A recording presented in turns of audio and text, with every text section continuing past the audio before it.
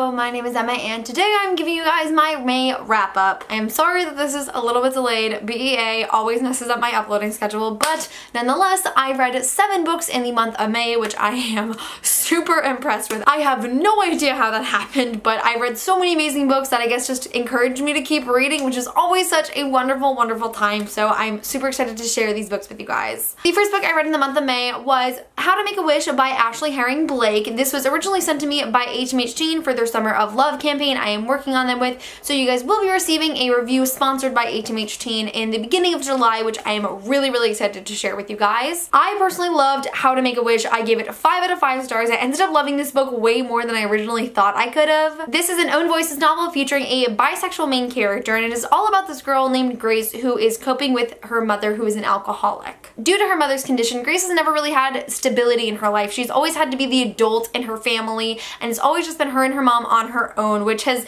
kind of formed this toxic relationship between the two of them that Grace doesn't really realize is bad for her. Across this summer, Grace ends up meeting a girl named Eva who she grows a strong connection to, and they end up really complementing each other very well. Coincidentally, Eva also likes girls, and they really find themselves within each other, and it's just such a beautiful summer romance story. I loved so much about this book. I loved the relationship between Grace and Eva. I was fascinated by the relationship between Grace and her mother because it's something that I have experience with and something that a lot of people experience with, yet it's not often touched upon in YA, so I really liked it for that aspect. The writing is so fun. The plot of it is like really heartbreaking and deep and intense. Like, I really was not expecting to be hit as hard as I was by this book, which is just the most pleasant surprise. You guys will be getting a spoiler-free review of How to Make a Wish very soon, so I cannot wait to share my full-fledged thoughts on it with you guys, but I absolutely loved it. Thank you so much, HMH, for working with me on this campaign and for giving me the opportunity to read so many fantastic books, because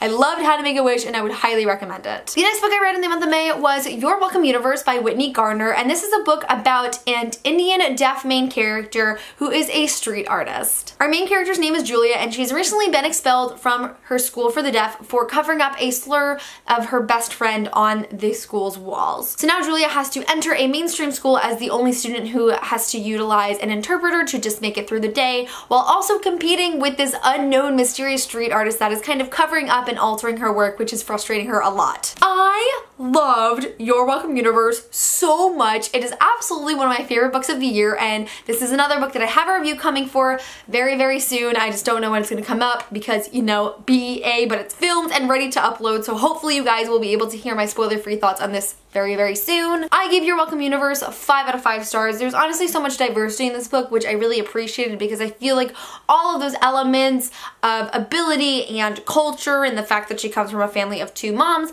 especially with the difference in a very unique hobby that we don't hear a lot about because street art is kind of illegal. So I think this book approaches all those topics in a really wonderful way. Julia is definitely one of my new favorite protagonists. She doesn't take anyone's shit. She really stands up for herself, and I just really appreciate what a powerful character she is. And I also feel I learned a lot about this book, not only in the respect of street art, which is something that I'm not very experienced with, as well as from the deaf community, because I am taking a sign language course this upcoming semester, so having some diagrams in the book and some beautiful illustrations that went along with it, as well as learning more about the deaf community and what it is like to be a deaf person through Julia's eyes. It was just such a fascinating and valuable read, and it's another one I would highly recommend. So please keep your eyes peeled for that spoiler-free review coming soon, because I really am excited to talk about it more in depth with you guys. The first audiobook that I listened to in the month of May is The Rose and the Dagger, the sequel to the Wrath and the Dawn duology by Renee Athier. I think I ended up giving The Rose and the Dagger about 4 or 4.5 stars. Now, the story itself was fantastic. It was a really satisfying sequel. I was so happy to be back in this world with its characters I love and to see this world expanding. The difficulty I had with this was the fact that I chose an audiobook format for it. Let me be clear that this audiobook is phenomenal, and I would highly recommend the audiobooks for the Wrath and the Dawn series. The narrator is fabulous. Just the lyrical way of Renee Athier's writing comes across so well being spoken rather than read, and it was just such a beautiful performance. But the problem is, The Wrath and the Dawn came out in 2015. I read it in the summer of 2015, and I had almost like 2 years in between the first book and the sequel without any kind of refresher, so it was really difficult to dive back in, especially with the writing, the high fantasy world, and the fact that I didn't remember anything that happened. So I would personally really recommend the audiobooks for the Wrath of the Dawn series, but I think if you were going by my recommendation, I would listen to them one in a row, or at least very close together. Like, I wouldn't pick it up after a while of not being involved in this world on the audiobook, because I think it made it a little bit more confusing. I was super lost for the first few hours, which is just never enjoyable to read, but nonetheless, I did love this story, and I am super excited to read more from Renee Athier in the future because she is such a talented writer, and we are so lucky to have her in this community. Next book I read in the month of May is, of course, Lord of Shadows by Cassandra Clare. I don't know if you guys are sick of me talking about Lord of Shadows because I have mentioned it in the last like 5 videos I filmed. This is the sequel to Lady Midnight in the Dark Artifices series, the 3rd installment of the Shadowhunter Chronicles, which y'all know is my fave. I loved Lord of Shadows with all of my heart. I gave it 5 out of 5 stars, of course, and I do have a super long spoiler-filled review if you want to hear all of my thoughts on Lord of Shadows. That will be linked below, but I do still feel like the Dark Artifices is Cassandra Clare's best and most sophisticated work. There is just a level of maturity and depth that this book delves into that isn't necessarily as present in her other books, and it's just such a pleasure to watch Cassie grow as a writer with each installment in this series. This world just goes way past anything we could have imagined, and I am so excited for it to expand even more in the future books. There is just so much to love about Lord of Shadows. I can't say for sure if I like it more than Lady Midnight. Like, they're pretty equal in my mind, which is a big change for me when it comes to sequels because I never like sequels as much as the first book, but Lord of Shadows, definitely worth the read, absolutely satisfying, exceeded all of my expectations,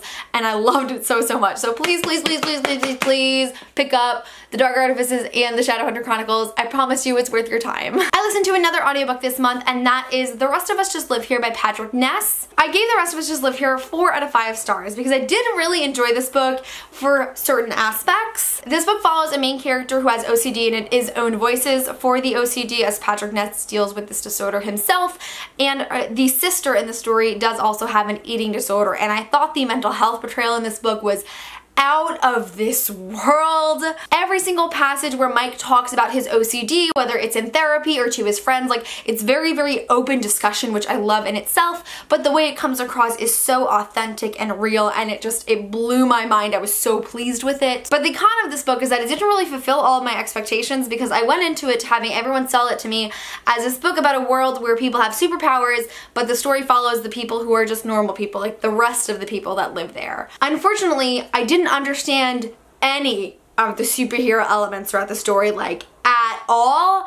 I thought it would play so much more into the story, but like, I literally could not tell you what an indie kid is if you asked me, and I just recently read the book. Like, it made no sense to me. I completely just blocked everything out of my mind because I could not follow that part of the story. That being said, every other part of the story that just felt like a normal modern day contemporary novel was fantastic, and I really enjoyed it. But it is just a little disappointing because I was looking forward to seeing that dichotomy of people who have superpowers but being focused on the people who don't have superpowers, but just all of that was not present in my reading experience, so I don't know if anyone can relate to that, but it wasn't that prevalent for me. I did really enjoy it though, and I'm very happy I read it. It's definitely going to be shelved as one of my favorite new mental health books because I loved all of the discussion in this book. It's so important to me, and I would highly recommend it. Now, in the month of May, I was just a little bored one day, and I was like, I want to pick up a really short book. I was reading 2 books at the time, and I was just like, I just want to read something different, which is not something I ever do. But I ended up picking Every Heart a Doorway by Seanan McGuire, and I loved it so much. I have no idea how this book crawled its way into my heart, but it was so fantastic, and I'm extremely excited for the sequel and 3rd book coming out later this year and next year. Every Heart a Doorway is an own voices novel featuring an asexual main character in a world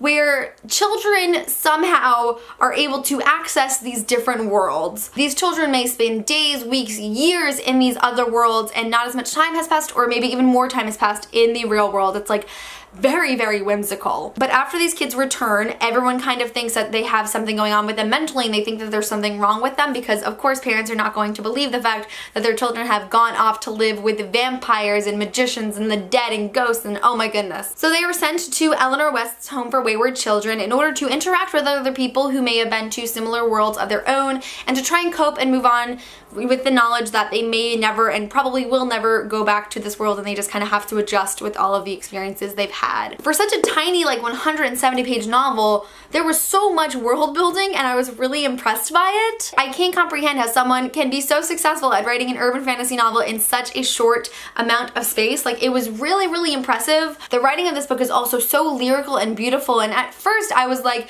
this is too much for me. Like, I was afraid I couldn't go in it. I almost did enough like for the first 2 pages, but I ended up really falling in love with it, and as the story went on and the dialogue kind of took over as opposed to this beautiful writing style, it was like, I want more. And I also really did like the fact that we had an asexual main character. I've never read about an asexual main character before, but I feel it's really important to read about stories of people who are existing in our world today and to open up our perspectives to how they may be experiencing the world. So that was really fascinating, and we do have a trans man love interest, which also not something I read about frequently or that is even included in books, so I was really happy to see that as well. This novella was honestly so fabulous. I would highly recommend it to anyone that likes fantasy. I'd really recommend giving it a shot. You can read it in one sitting like I did. Like, it was unbelievably fantastic. I loved it so, so much. Please, please, please pick it up. But I'm so happy I picked this book up on a whim because I loved it way more than I expected I could have. And the final book I read in the month of May is again a part of HMH Teen's Summer of Love campaign, so you will be getting a review of this book as well later in the year.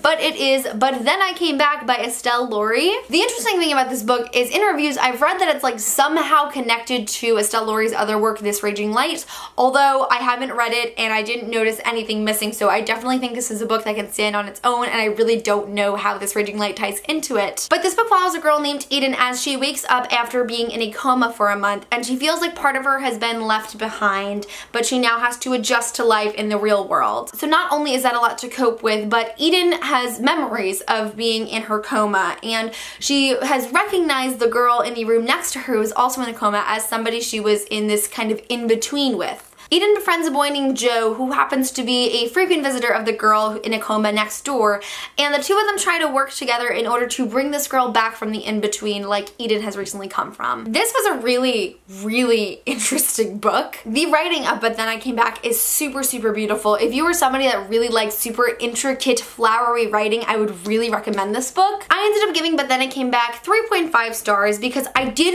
really enjoy it. Like, overall, it was a very enjoyable reading experience, but I feel in some respects it just wasn't the book for me. I personally loved Eden as a main character. I told you guys before I really enjoyed the writing of it, and I feel like I've recently begun appreciating writing more and more as I'm reading more beautiful different types of prose. And I think just the plot in general at a conceptual level is really fascinating. It's not something that I see a lot of in YA, and it just, the way the story is told is just really, really unique, which was really cool for me to read. But there were things that I just wasn't like the biggest fan of. Not to say that it made the book not enjoyable for me, but like I wasn't a huge fan of the romance in this novel, and I felt that there were much stronger other aspects of this book that kind of should have overpowered the romance more, if that makes sense. Despite those really minor issues, and they are very minor issues, I did enjoy my time reading But Then I Came Back. I'm happy I gave it a shot, and I do think it is something that would really fit the interest of a lot of people who are trying to read something that is very new and refreshing, because those two words definitely describe But Then I Came Back. So you will be getting a more in-depth spoiler review as to my thoughts on But Then I Came Back, as well as how to make a wish. But of course, thank you so much to HMH Teen for sending me these books to review, because I've just read so many fantastic books this summer because of this campaign, and I hope you guys enjoy hearing more of my thoughts soon. But that is really it for my May wrap up. Like I said, I read so many fantastic books in the month of May, and I just like feel like I'm really in tune with my reading, which is so, so nice. Please feel free to let me know in the comments of the video what were some of your favorite books that you read in the month of May. But that is it for this video. Thank you guys so much for watching, and I will see you soon for a new video. Bye!